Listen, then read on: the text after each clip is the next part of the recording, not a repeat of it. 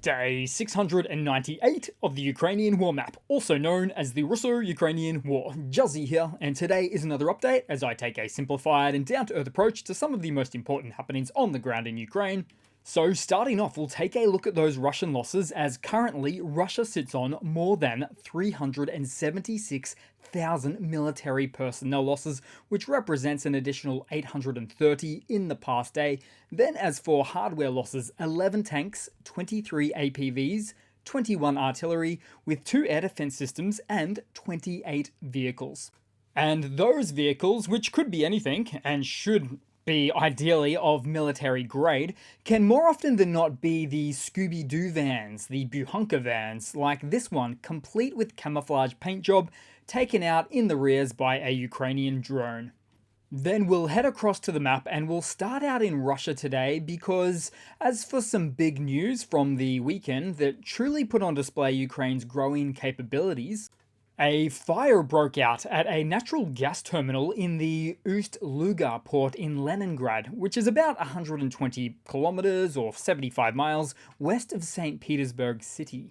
Russian media attributed the fire at the seaport's Novatek terminal to a Ukrainian drone strike, which is impressive range given the roughly 860 kilometers or thereabouts 530 miles distance from the Ukrainian border, which marks a significant and sustained reach into Russian territory, as it was just 3 days ago that Ukraine hit an oil terminal pretty much right next door in St. Petersburg.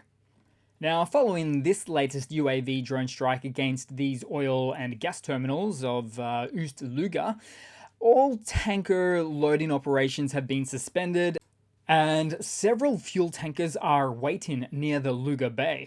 Also note, this port happens to be Russia's largest maritime terminal for crude oil exports. Thus, what we have here is the Ukrainian campaign deep inside Russia, which is continuing at an increasing rate. And guess what? No escalation from Russia. But that's the real kicker, isn't it? It's a bit hard to escalate when you're already all in, militarily speaking, against your neighbor. Then, in a similar string of events over the weekend, there also appeared to be another gap in Russian air defenses on their own territory, as more drones were reportedly at the Tula, Smolensk, and Oryol oblasts of the country, with the reports on the strike into Tula in particular said to be an explosion at the Shkeglovsky plant, which is one of the largest enterprises in the Russian defense industry, which specializes in the production of Pantsir air defense systems as well as BMPs and BMD armored vehicles. Thus, it would appear the problem here for Russia is the fact that they've saturated the front lines of Ukraine with almost everything they have in terms of air defenses, leaving quite the vulnerability within their own territory. Or, put more simply, we could say Russian chickens are coming home to roost, because they cannot safely protect all of that airspace inside of Russia. It's impossible, especially when their air defenses are largely held up from usage elsewhere in Ukraine. And just like tanks and planes, air defenses certainly don't grow on trees either. Then, most recently, just earlier this morning, explosions were reported in Bryansk, with another one-way drone strike from Ukraine into Russian soil, with this time it was the Bryansk chemical plant as being the target. Then we'll head across to the Ukrainian map today, as Russian forces have been particularly active in the past day, for instance, taking advantage of their troop accumulation in the north and taking the village of Krokmalne, which is a border town between Kharkiv and Luhansk. Now, this small hamlet did change hands a couple of times in 2023, but is now confirmed as back under Russian control. Then we'll head a bit further down south on the map, west of Bakhmut, as Russian assault units around Ivaniska were repelled and failed, as we saw skilled Ukrainian drone operators on the hunt with effective use of drone pairs, waiting for Russian forces to dismount from their infantry fighting vehicles, for instance, followed later by drone drop munition sorties. Oh, but also going into the rears to take care of Russian positions in the trenches too. Then headed south again. As for the northern flank of Avdiivka, remains relatively unchanged in the past week or two, probably even longer. And fighting does still continue around Stepova. But then, just in the southeast of Avdiivka, Russian forces managed to slightly increase their positions near the M3 highway, with it being a highly fluid situation at the moment. Though Avdiivka is holding, and those from the front say don't believe the rumours about Avdiivka surrendering, with AFU ground forces continuing to state their systematic approach to expelling the invaders. For instance, another AFU telegrammer just today mentioned that these Russian infantry waves hardly even use any equipment. Then, somewhere in the east, possibly south this one, among those latest losses is another Russian T-90M variant tank, which was abandoned and then taken out by a Ukrainian FPV drone. Then, somewhere in the northeast, Ukrainian forces hit a Russian ammunition cache with a DP-ICM cluster ammunition salvo. Then we head south to the Sea of Azov, as multiple sources noted Russia replacing its recently sunken A-50 radar plane with one of the few remaining in its operational fleet. Although with one very obvious key difference spotted. It's no longer entering into the Sea of Azov, which limits its radar range further back than what it would otherwise want to, as it sticks to land routes above Russia's Krasnodar and Rostov oblasts instead. So this newly adopted flight path lifestyle also affects the fact that in the last few days there has been not a single launch of a ballistic missile from Russian-occupied Crimea at targets in the Kryvyi Rih and the Kropovensky regions, because the A-50's radar locators simply do not reach that far anymore. So just like HIMARS and ATACMS that were physically forcing the pushing back of Russian planes parked in airfields to even further back behind Russian lines, we now see Ukraine with longer-ranged air platform targeting capabilities like that of the Patriot with its 100-mile or 160 kilometers PAC-2 missiles. Russia continues to get pushed back. Then moving across to the Western Front, as we saw Russian soldiers near the Ukrainian bridgehead at Krinky making a video appeal, likely to the Russian MOD, stating that they have had no rotations and that they've been there for 7 months. They also stated that there's a lot of eliminated and wounded Russian personnel and there's no evacuation, which they also state causes the wounded to then become effectively eliminated from untreated medical conditions on the battlefield. They also then stated they receive no food and water, no winter supplies, no salary, and that they have to buy their own fuel to make the trek to the shops about 7 or 8 kilometers away to pick up the bare necessities. And this information might seem like part of a mobilization blunder segment, which it is truly worthy of, although this is quite fresh, and these guys are also specific to this region near Krinky, where they also state the sky is filled with Ukrainian drones and artillery that they have to contend with. So the morale is low. Also, it's fair to speculate that when any Russian soldier reporting from the front lines, where the situation is most active, and state how they've been there for a while, such as 7 months duration, like this crew, then it's very likely that these guys are the permanent second line of defense, or even further back, where they themselves are the perpetuating status quo, pointing the weapon that forces wave after wave of inadequately equipped Russian assault groups to attempt to storm Krinky unsuccessfully.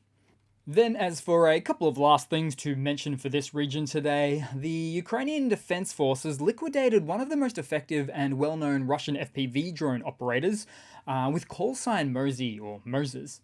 Then we also noticed on the weekend a Russian Tor M2 air defense system was taken out in the oblast, which was first thought to be as a result of a HIMARS strike, although it later appeared to be due to a Polish-provided Warmate loitering munition. And these UAVs tend to have decent range, with the latest model of which designed with stealth in mind, minimizing their radar signature to evade detection.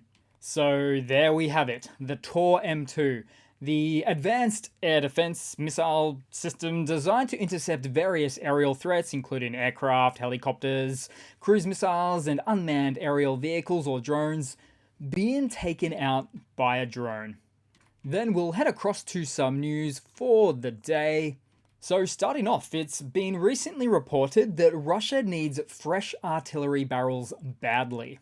And as for the latest developments on this front, the Russian military has actually decided to take the barrels off their old towed artillery for use on various SPGs. And we know this from various sources, including the fact that there has been a very notable decreased presence of them on the field. In fact, we don't actually see any losses in Russian towed artillery at all this month. As also, artillery barrels are hard to produce and harder to scale up, as they need a lot of time to achieve the necessary manufacturing precision. Because if the oligarchs save money and time on production, the barrels are going to wear out quicker and won't achieve the necessary precision, which is likely an issue they'll also face either way, given the rampant corruption within military contracts. But it's not just corruption that fails Russia's hardware procurement processes. As we've also seen previously, how Putin and the Russian MOD forces unrealistic timelines on those existing military contractors, leading to truly embarrassing outcomes, where their army receives not fit for purpose T-54 tanks extracted from decades of oxidizing outdoor storage, instead of, say, a T-90 or T-14 Armata tank. Because those T-54s allow them to fill impossible quotas, and probably also allow them to line their own pockets in the process as well. But hey, as the online trolls tell us, a tank is a tank. But as we've come to learn, even a T-90 tank isn't much of a tank. Then in some other news, Russia recently started liquidating some of its national wealth fund by selling some gold, 3.6 tons worth, to reportedly assist with covering the country's federal budget deficit. Now, it's not been detailed who purchased the gold, although it was potentially China or a close by neighbor at a discounted rate. However, Russia still faces significant challenges in selling gold on the open market, primarily due to international sanctions and market isolation, which have restricted its access to global trading centers even further. But if Russia can somehow achieve pulling off larger quantities of national wealth fund liquidation like this, then it looks like they'd sell themselves and their future out in a heartbeat. Then moving across to a slightly different sort of a Russian military mobilization blunder segment today, guys. So some of the wives of the mobilized Russian men went to Putin's 2024 election headquarters to find out what should be done to get their husbands back from the front lines. Probably not a lot. So they voiced their concerns about every day being a nightmare for their husbands. They're scared all the time, they can't sleep, they need their husbands back. But it seems the representative at the headquarters was not helpful at all, surprise surprise, stating things like, your husband is the only one who wants to go home, or men are unique creatures that want to fight, or letting fighters go back to their families is to humiliate their dignity. So needless to say, they didn't get any help from Putin's election headquarters. But respect to the wives' bravery, as we do see more and more the growing swaths of Russian citizens becoming discontent with how this SMO war, whatever you want to call it, is atrociously affecting their lives. Then moving across to a quick couple of rapid funnies to round it all off with today, guys. So for the first one, since Russia has had little to no option but to have Chinese cars flood their automotive market, more and more videos are now appearing on the internet of these new but cheap Chinese cars within Russia, which may or may not even meet minimum international automotive standards, exhibiting some very poor workmanship. See, click a button and get a water squirt inside the car. And Chinese car manufacturers are on the rise in Russia, now accounting for 47% of all passenger cars sold in Russia, as at the end of 2023. And that figure is slated to shoot right up. Then, as for the final funny, so some heroes of Russia who fought in Ukraine met on a train, breaking into argument to see who swung a bigger stick, with one guy stating that he got 16 awards for Bakhmut. So it looks like that Pyrrhic victory turns out to be a claim to fame in Russia. Some real heroic stuff going on right there. So thanks again for watching, guys. As always, please feel free to continue to like and comment, subscribe if not already, almost at the 100k mark, and I do hope to see all of you guys there in the next one. Cheers!